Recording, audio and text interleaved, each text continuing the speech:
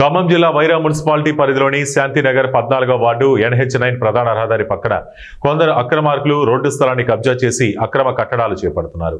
ఈ అక్రమ కట్టడాల వల్ల రాజ్యాంగ నిర్మాత డాక్టర్ బిఆర్ అంబేద్కర్ విగ్రహం కనిపించకుండా ఆ మహనీయుడు ఆశయాలు ఆలోచన విధానం ప్రజలు తెలుసుకోకూడదని దురాలోచనతో అంబేద్కర్ విగ్రహానికి ఆనుకుని భారీ స్థాయిలో కట్టడాలు నిర్వహిస్తున్నారన్నారు.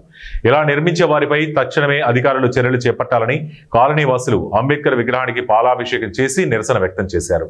ఒకరోజు పూట గడవక ఆ కూలి డబ్బులు వచ్చిన 400 రూపాయలు 300 రూపాయలు 500 రూపాయలలోనే తమ కుటుంబానికి ఖర్చు పెట్టుకుంటూ వచ్చి మిగతా డబ్బులు దాచుకొని వాళ్ళ యొక్క శ్రమతత్వంతో డబ్బులు దాచుకొని ఎంతో కొంతగా అంబేద్కర్ గారి మీద అభిమానంతో వాళ్ళ దేవుడిగా భావిస్తూ ఇంత పెద్ద విగ్రహాన్ని తీసుకురావడం జరిగింది.